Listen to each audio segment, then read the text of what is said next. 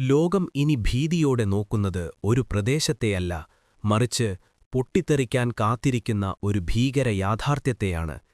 Middle east ഇന്ന് ഒരു സാധാരണ സംഘർഷഭൂമിയല്ല, മറിച്ച് അതൊരു വെടിമരുന്ന് കോപ്പയായി കത്തിക്കൊണ്ടിരിക്കുകയാണ്.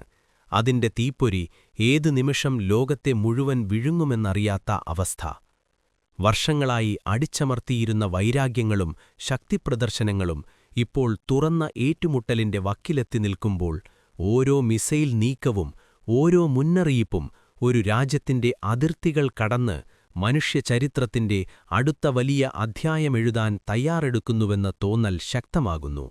ഈ സ്ഫോടനാത്മകമായ സാഹചര്യത്തിലേക്കാണ് യൂറോപ്യൻ രാജ്യങ്ങൾക്ക് ഇറാൻ നൽകിയ കടുത്ത മുന്നറിയിപ്പ് ഒരിടിമുഴക്കം പോലെ വന്നുപതിക്കുന്നത്.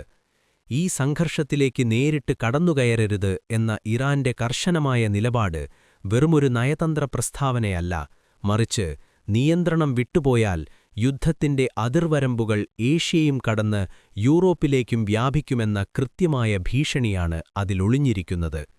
സാധാരണയായി കാണാറുള്ള രാഷ്ട്രീയ നാടകങ്ങളിൽ നിന്ന് ഭിന്നമായി വരാനിരിക്കുന്ന ഒരു വലിയ കൊടുങ്കാറ്റിന്റെ പ്രകമ്പനം ഈ വാക്കുകളിൽ നിഴലിക്കുന്നുണ്ട്. അന്താരാഷ്ട്ര സമൂഹം ശ്വാസമടക്കിപ്പിടിച്ചു നോക്കുന്ന ഈ വഴിത്തിരിവ് ലോകചരിത്രത്തിലെ തന്നെ ഏറ്റവും നിർണായകമായ ഒന്നായി മാറിയേക്കാം. മിഡിൽ ഈസ്റ്റിലെ സംഘർഷം ഒരു പ്രാദേശിക തർക്കത്തിൽ നിന്ന് മാറി വൻശക്തികൾ നേർക്കുനേർ വരുന്ന ഒരു ലോകയുദ്ധ സമാനമായ അന്തരീക്ഷത്തിലേക്ക് നീങ്ങുകയാണോ എന്ന ചോദ്യമാണ് ഇന്ന് ആഗോളതലത്തിൽ ഉയരുന്നത്. ഈ മുന്നറിയിപ്പിന്റെ ആഴവും പശ്ചാത്തലവും പരിശോധിക്കുമ്പോൾ മിഡിൽ ഈസ്റ്റ് കാത്തിരിക്കുന്നത് പ്രവചനാതീതമായ നാളുകളെയാണെന്ന് വ്യക്തമാകുന്നു. യൂറോപ്യൻ കൗൺസിൽ പ്രസിഡന്റ് അന്റോണിയോ കോസ്റ്റയുമായി നടത്തിയ ഫോൺ സംഭാഷണത്തിൽ ഇറാൻ പ്രസിഡന്റ് മസൂദ് പെസഷ്കിയൻ പ്രകടിപ്പിച്ച നിലപാട് വളരെ വ്യക്തമാണ്. അമേരിക്കയും ഇസ്രയേലും സ്വീകരിക്കുന്ന നിലപാടുകളോട് യൂറോപ്യൻ രാജ്യങ്ങൾ അനുകൂല നിലപാട് കൈക്കൊള്ളുന്നതായി ഇറാൻ കാണുന്നതായി അദ്ദേഹം തുറന്നു പറഞ്ഞു. ഇത് ന്യായാധിപത്യവും അന്താരാഷ്ട്ര നിയമങ്ങളും സംരക്ഷിക്കുന്നതിൽ യൂറോപ്പ് പ്രഖ്യാപിക്കുന്ന മൂല്യങ്ങൾക്കുതന്നെ വിരുദ്ധമാണെന്ന ശക്തമായ വിമർശനവും അദ്ദേഹം ഉന്നയിച്ചു.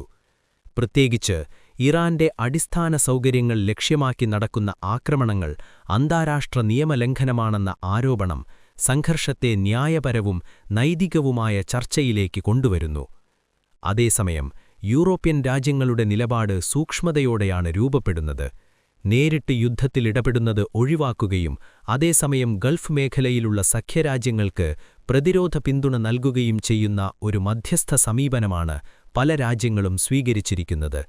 ഈ നിലപാട് യൂറോപ്പിന് തൽക്ഷണ യുദ്ധഭീഷണി ഒഴിവാക്കാൻ സഹായിക്കുന്നുവെങ്കിലും അമേരിക്കയുടെ കാഴ്ചപ്പാടിൽ ഇത് മതിയായ പിന്തുണയായി കാണപ്പെടുന്നില്ല. പ്രസിഡന്റ് ഡൊണാൾഡ് ട്രംപ് തുറന്നുപറഞ്ഞ വിമർശനം പാശ്ചാത്യ സഖ്യകക്ഷികൾക്കിടയിൽ തന്നെ അഭിപ്രായ വ്യത്യാസങ്ങൾ വളരുന്നുവെന്ന സൂചനയാണ്. ഇറാൻ വ്യക്തമാക്കുന്ന മറ്റൊരു പ്രധാന വിഷയമാണ് നയതന്ത്രത്തിന്റെ വിശ്വാസ്യത.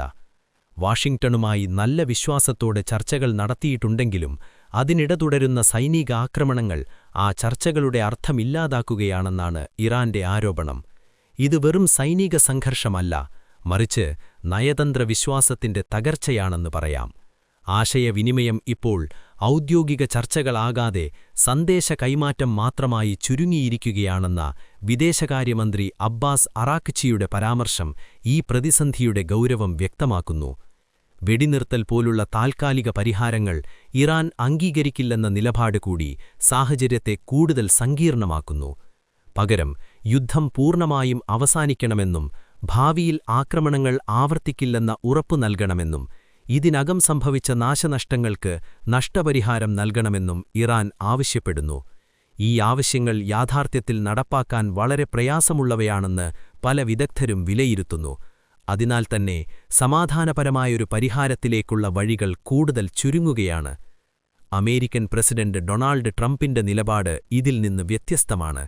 ഇറാനുമായി ഔദ്യോഗിക കരാർ ആവശ്യമില്ലെന്നും ആണവയായുധ കഴിവ് നിയന്ത്രിക്കപ്പെടുന്നുവെന്നുറപ്പായാൽ യുഎസ് തങ്ങളുടെ ലക്ഷ്യം പൂർത്തിയാക്കിയതായി കാണുമെന്നും അദ്ദേഹം വ്യക്തമാക്കിയിട്ടുണ്ട്.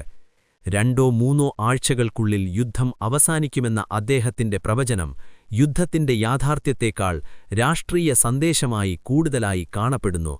കാരണം നിലത്തുള്ള സാഹചര്യങ്ങൾ അത്ര ലളിതമല്ലെന്നാണ് പല അന്താരാഷ്ട്ര നിരീക്ഷകരുടെയും അഭിപ്രായം. ഈ സംഘർഷത്തിന്റെ ഏറ്റവും വലിയ ആശങ്കയാണ് അത് പ്രാദേശിക യുദ്ധത്തിൽ നിന്ന് ആഗോള സംഘർഷമായി മാറാനുള്ള സാധ്യത. യൂറോപ്യൻ രാജ്യങ്ങൾ നേരിട്ടിടപെട്ടാൽ അത് നാറ്റോ സഖ്യത്തെ ഉൾപ്പെടെ വലിയ സൈനിക ബ്ലോക്കുകളെ യുദ്ധത്തിലേക്ക് വലിച്ചിഴയ്ക്കാനിടയാകും. അതോടെ മിഡിൽ ഈസ്റ്റിലെ ഒരു യുദ്ധം ആഗോള സാമ്പത്തികവും ഊർജ്ജവിതരണവും രാഷ്ട്രീയ സ്ഥിരതയും തകർക്കുന്ന വലിയ പ്രതിസന്ധിയായി മാറാൻ സാധ്യതയുണ്ട്.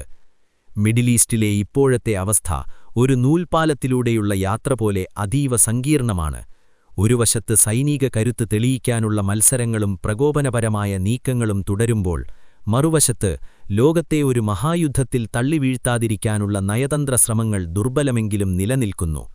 എന്നാൽ ഈ തുലനാവസ്ഥ എത്രത്തോളം കാലം മുന്നോട്ടു കൊണ്ടുപോകാൻ കഴിയുമെന്നത് വലിയൊരു ചോദ്യചിഹ്നമാണ്. ഓരോ ദിവസവും സംഘർഷത്തിന്റെ തീവ്രത വർദ്ധിക്കുമ്പോൾ കേവലമൊരു ചെറിയ പിഴവോ തെറ്റായ കണക്കുകൂട്ടലോ നിയന്ത്രണാതീതമായൊരു ആഗോള യുദ്ധത്തിന് തിരികൊളുത്തിയേക്കാമെന്ന ഭീതിയിലാണ് അന്താരാഷ്ട്ര സമൂഹം. ഇറാന്റെ പുതിയ മുന്നറിയിപ്പും അമേരിക്കയുടെ നീക്കങ്ങളും സൂചിപ്പിക്കുന്നത് വരും ദിവസങ്ങൾ നയതന്ത്രജ്ഞർക്ക് വിശ്രമമില്ലാത്തതാകും എന്നാണ്. മിഡിൽ ഈസ്റ്റിലെ സമാധാനമെന്നത് കേവലമൊരു പ്രാദേശിക ആവശ്യമല്ല, മറിച്ച് ലോകത്തിന്റെ സാമ്പത്തിക ഭദ്രതയ്ക്കും സുരക്ഷയ്ക്കും അനിവാര്യമാണ്. തോക്കുകൾക്കു പകരം വാക്കുകൾക്ക് പ്രാധാന്യം നൽകുന്ന ഒരു സാഹചര്യം ഉടലെടുത്തില്ലെങ്കിൽ ചരിത്രം സാക്ഷ്യം വഹിക്കാൻ പോകുന്നത് പ്രവചനാതീതമായ നാശനഷ്ടങ്ങൾക്കായിരിക്കും. അതുകൊണ്ടുതന്നെ ആഗോള ശക്തികളുടെ വിവേകപൂർണമായ ഇടപെടലുകൾ മാത്രമാണ് ഈ സ്ഫോടനാത്മകമായ സാഹചര്യത്തിൽ ലോകത്തിനു മുന്നിലുള്ള ഏക പ്രത്യാശ.